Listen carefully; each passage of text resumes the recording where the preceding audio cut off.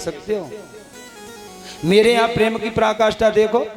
मेरे स्वामी जी का वाहन है नांदिया और मेरा वाहन है शेर। अगर नांदिया शेर को नांदिया मिल जाए तो छोड़ेगा? एक दूसरे के दुश्मन है। अच्छा, मेरे भोलेनाथ के गले में पड़े हैं क्या काले नाग, और मेरे बेटे का, छोटे बेटे का वाहन है कौन? बड़े बेटे का मोर। अब मोर सर्प को देख ले तो छोड़ेगा?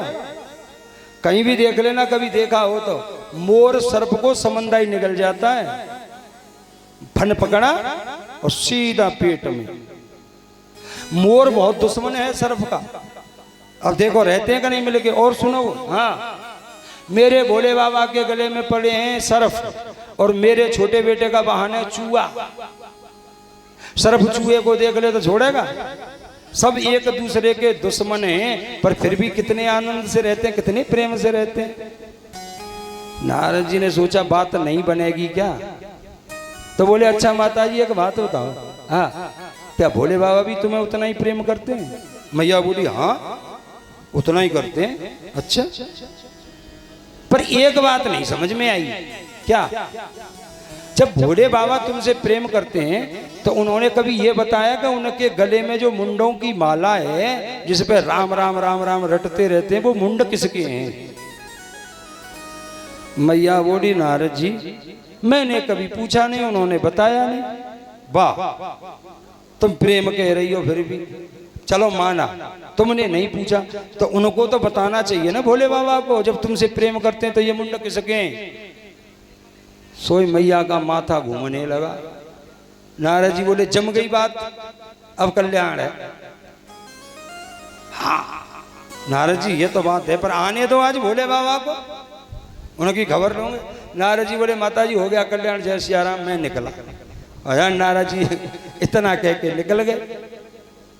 वहां भोले बाबा बैठे थे तो बोले बाबा जरा घर जल्दी चले जाना, मैया बुला रही हैं। भगवान बोले जब तुम घर से आए हो तो जरूर बुला रही होंगी, क्योंकि तुम्हारा आना खाली थोड़ी जाएगा।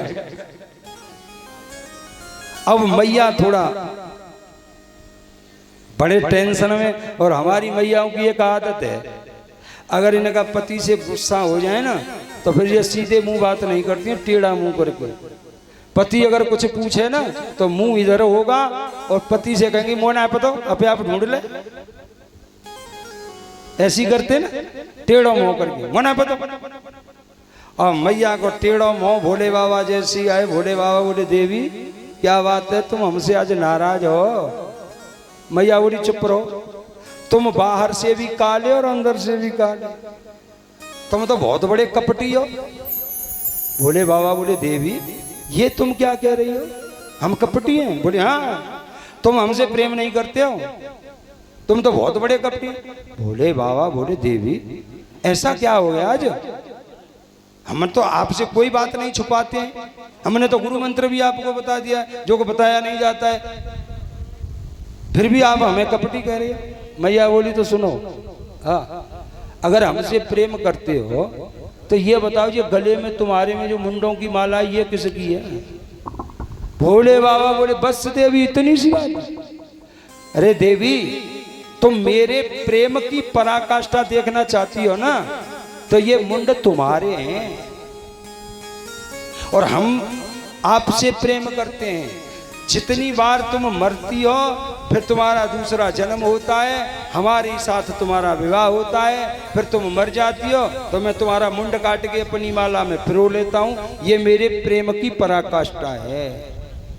मैया बोली भोले बाबा एक बात बताओ, हाँ, तो जितनी मुंड में इतनी बार मर गई कि हाँ, और तुम अमरनाथ बने बैठे हो, तुम एक बार भी नहीं मरे हो। सुनो फिर तो तुम कपटी नहीं महाकपटी हो। ये मरना जन्म लेना मेरी बट में आएगो, मेरी हिस्सा में आएगो, और तुम अमरनाथ हो। भोले बाबा कहने लगे देवी मैंने अमर कथा का पान किया है इसलिए मैं नहीं मरता हूं। तो मैया बोली सुनो भोले बाबा, हाँ, मोए वो अमर कथा सुनाओ, मैं भी अमर होना चाहती हूँ, क्योंकि सबसे संसार